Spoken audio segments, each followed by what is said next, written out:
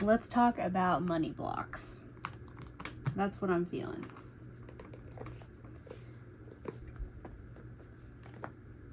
This is a painting that I did. I just thought it might be pretty to look at.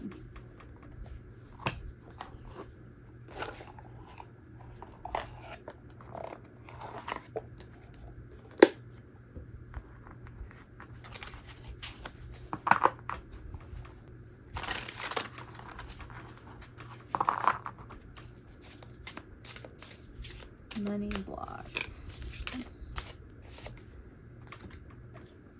Six of Swords, Knight of Cups.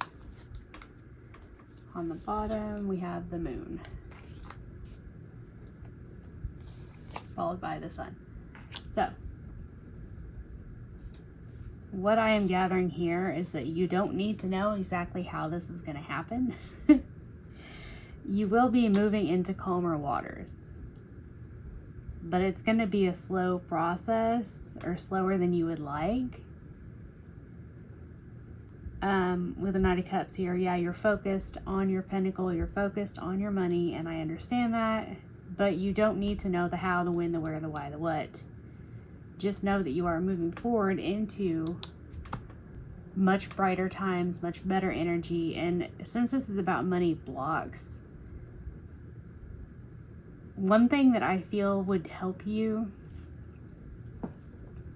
in this moment while you are waiting for your ship to come in, or whatever, however you want to word it, is work on healing your relationship with money. That's going to help you.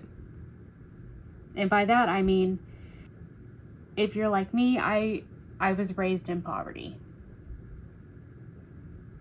Okay, there were a lot of times there was no water, no heat, no electric at times, whatever. And due to that and other circumstances too,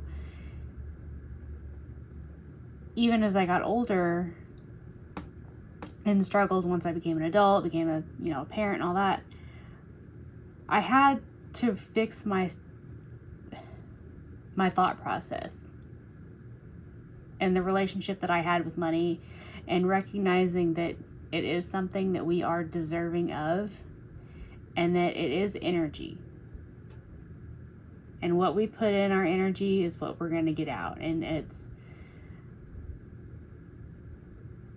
a relationship just like anything else.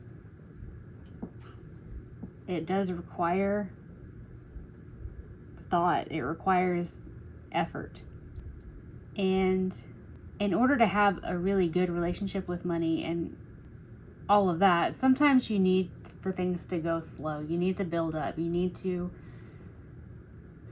yes, know what it's like to not have as much as you would like to have, but also recognize that it's part of the cycle, and whenever you have money, you have to spend money. It's a circle, it's a cycle, as is with everything on this planet.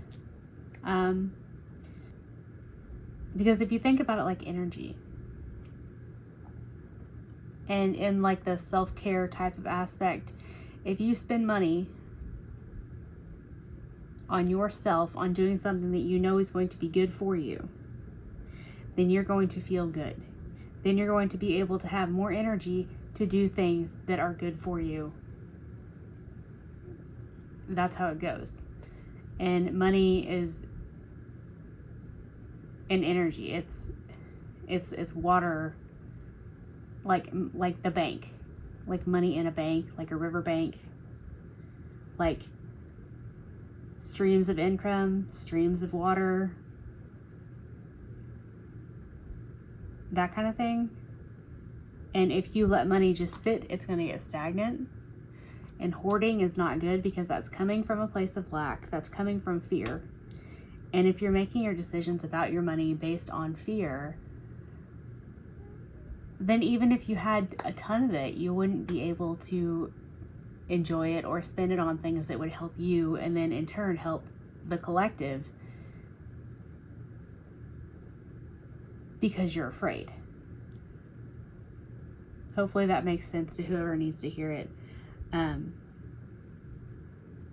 It's just an energy flow. And I'm not saying to spend every dime you get. That's not what I'm saying. But I'm also saying don't be afraid to spend money on things that you know are going to be genuinely good for yourself, and share what resources you do have. Sharing your resources with others that are going to help them too, because that's going to help raise their vibration. And then, you know, the tree in Pocahontas, like the ripple effect. That's what it reminds me of. Anyway, I don't know. Y'all know, you know, like that weeping willow grandma looking just around the river bend. It's that thing.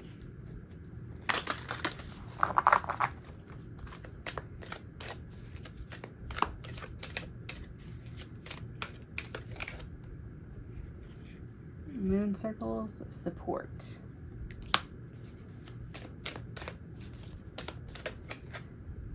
And courage. And on the bottom we have meant to be. So again, you are being supported in this. I don't know how. I don't know, you know, you don't need to know how, apparently. You're being supported. But this really does require a straight up leap of faith. It requires courage. It requires you to do something that in the past you'd never even consider. And by a leap of faith, I mean like doing something that just terrifies you. Like when I became a single parent, when I divorced my ex-husband, I lost absolutely everything. The home, the car, the career, everything. All I had was my daughter and some of her toys and some clothes, a few belongings. That was what I had. That's it. And I got into a situation where I was working a job that I wasn't making nearly enough to cover what I needed. So then I, you know, got into debt because I had to feed her, you know. You gotta do things. But then an opportunity came to switch jobs. And that was, for me, another leap of faith, because, yeah, I had more things and I had more stability than I did have, when I left. But I had to go over a month without any income, and I had like 76 cents in my checking account before that first paycheck hit. And it was so scary because I don't have people. I don't have a support system or anything like that. You know, I lost a lot of people when I lost everything else. And it was just the two of us, and it was all on me to do, which is fine. I made that choice and I stand 100% by it. I would do it again 100 times. But that doesn't mean that it didn't take a lot of courage and that I had no idea how it was going to pan out. I didn't freaking know. It was meant to be, though. It happened the way it needed to happen, and just because you don't have support in the 3D doesn't mean that you don't have support, is what I'm getting at. Let's do these first.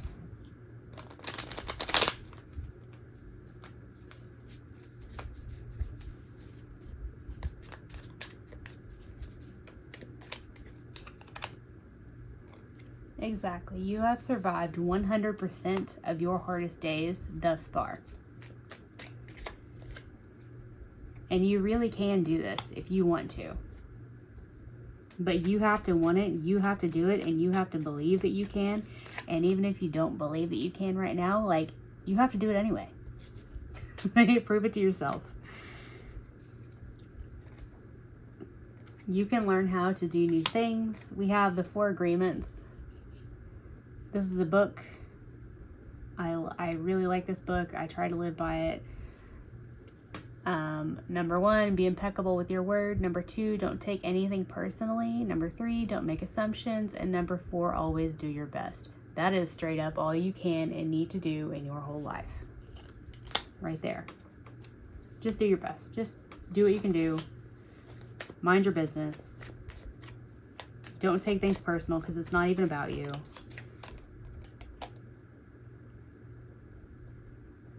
And also recognize that there is no shame in not having a rough life. There's no shame in not having to struggle anymore. You shouldn't be ashamed of yourself for not wanting to have to worry about how you're going to pay your bills or how you're going to get to work or anything like that. There's no shame in wanting more for yourself. Give yourself permission to want more. Realize that you deserve more. You are worth more, and you can get more. It's all energy.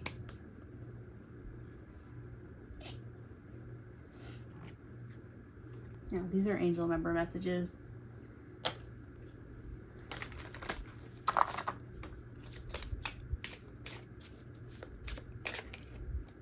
Number 9, I am compassionate.